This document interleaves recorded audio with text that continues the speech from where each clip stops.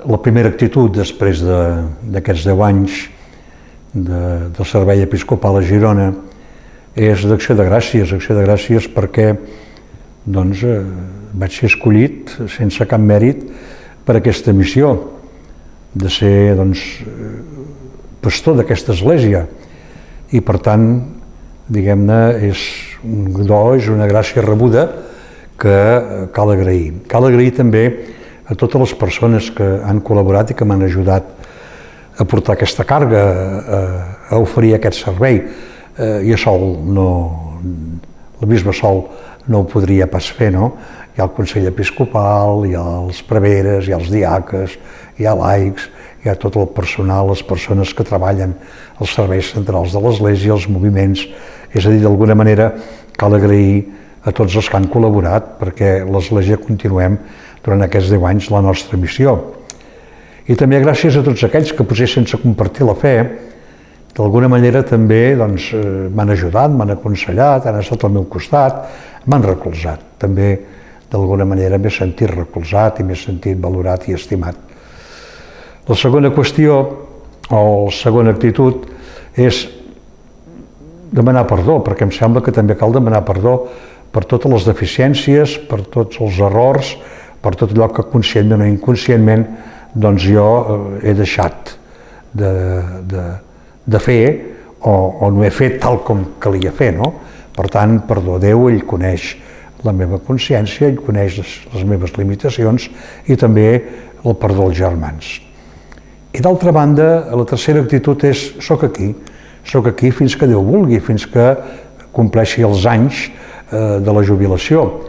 És un renovar el meu compromís, el meu servei a totes les parròquies i a totes les institucions de la nostra Església. De fet, jo he volgut visitar totes les parròquies, per petites que fossin, amb totes les persones, les comunitats, per senzilles que siguin, no? Quasi bé ho he aconseguit, em queden molt poques parròquies per visitar. Amb algunes hi he estat moltes vegades per les confirmacions i per altres celebracions, no? Però aquest estar a prop de les persones, compartint amb les parròquies tot allò que els preocupa, que els alegra, jo penso que això a mi m'ha ajudat i també és una de les missions del bisbe.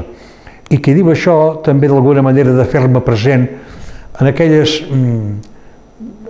actes, aquelles activitats ciutadanes, i també no només de la ciutat de Girona, sinó dels pobles que d'alguna manera han tingut i tenen un cert relleu i que jo he pogut participar, no? Perquè també com a ciutadà formo part d'aquesta societat i també és bo que participi de les alegries, de les activitats, de les festes i del que viu una societat concreta. Per tant, les meves actituds en aquests 10 anys, que són 10 anys plens, diguem-ne, o amarats d'alegries, amarats també de sofriments, amarats també de fracassos, d'encerts, és a dir, del que és la mateixa vida, però sobretot del desig sempre de servir a la nostra Església Diocesana de Girona. 3 moments, és a dir, n'hi ha molts importants, però 3 moments a destacar, jo diria que un que és de molta continuïtat és la visita pastoral a les parròquies. És un fet important i a totes les parròquies. Jo penso que aquest fet el voldria subratllar, perquè a mi m'ha ajudat i jo penso que també és la meva missió.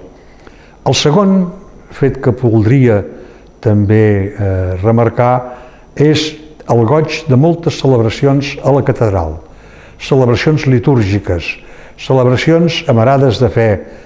Aquí podríem posar des de les festes importants, com Corpus, com Nadal, com Pasqua, és a dir, tants moments, però que experimentes el que és la celebració i la celebració de l'Eucaristia en aquests moments importants, com aquella escletxa per la qual arriba a tothom la gràcia de Déu. I l'altre moment molt important, i molt important els altres moments, els moments que he ordenat a preveres i a diaques.